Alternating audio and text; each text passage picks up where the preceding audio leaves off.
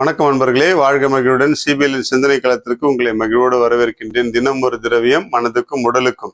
இன்றைக்கு நிறைய விவாகரத்து வழக்குகள் அதிகரித்து கொண்டே இருக்கின்றன. விவாகரத்து வழக்குகள் அதிகரித்து கொண்டே இருக்கின்றன. இதற்கெல்லாம் காரணம் என்ன? சமீபத்தில் ஒரு நபரை சந்தித்தேன். அடிக்கடி என்னோடு பேசக்கூடிய ஒரு நபர் தான். அவருடைய வாழ்க்கையிலும் திருமணமாகி சில மாதங்களிலேயே மனைவியும் அவரும் பிரிந்து விவாகரத்து பெற்று, நான் ஆர்டர் வாங்கிட்டேன், இனிமேல் நான் ஃப்ரீயா இருப்பேன் அப்படின்னு சொல்லிட்டு அவர் சொல்லிட்டு போனார். இன்னொரு தம்பதிகளை சந்தித்தேன். அவர்களும் கொஞ்ச நாள் பழக்கமானவர்கள் தான்.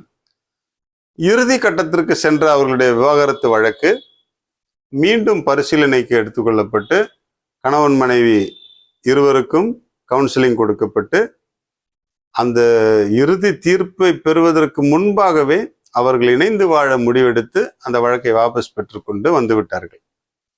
ரெண்டு விஷயத்தையும் நான் அலசி பார்த்தேன். கணவனும் மனைவியும் நீயா நானா என வாழ்க்கையை நடத்துவதை விட நீயும் நானும் என்று வாழ்க்கை நடத்தினால் இல்லறம் அர்த்தமுள்ளதாக இருக்கும் இல்லையா என்கின்ற ஒரு சிந்தனை தோன்றியது. கணவனும் மனைவியும் நீயா நானா என வாழ்க்கை நடத்துவதை விட நீயும் நானும் என்று வாழ்க்கை நடத்தினால் இல்லறம் அர்த்தமுள்ளதாகும் அல்லவா? கொஞ்சம் சிந்தித்து பார்ப்போம்.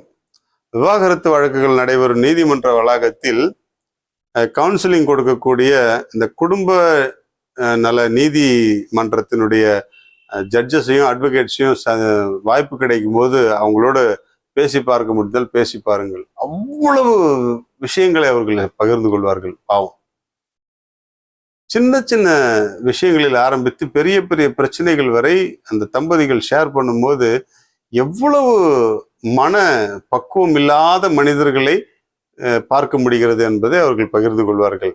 வாழ்ந்து முடிக்க வேண்டிய உறவு வழக்காடி முறிந்து போகும் அவலம். வாழ்ந்து முடிக்க வேண்டிய உறவு வழக்காடி முறிந்து போகின்ற அவலம். வலியின்றி வாழ்க்கை இனிக்கவே இனிக்காது.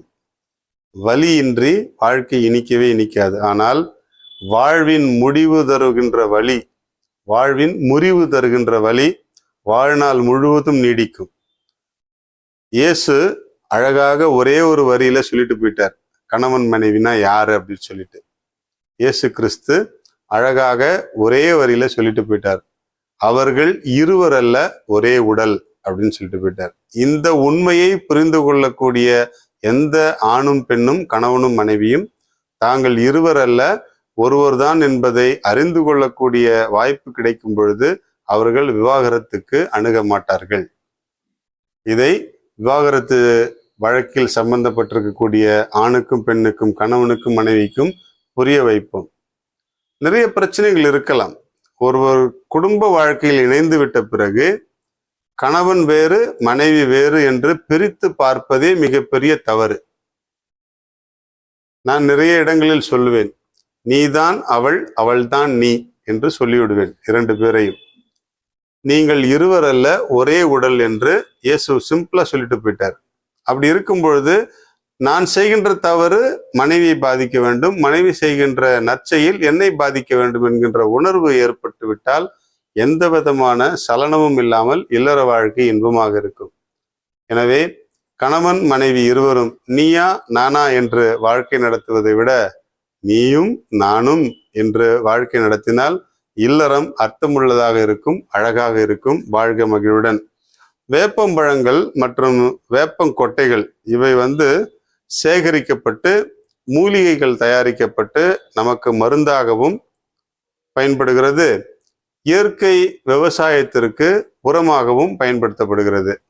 எனவே வேப்பம்பழங்களை நாம் வீணாக்காமல் சேகரித்து பலன் பெறுவோம். வாழ்க மகிழ்வுடன்.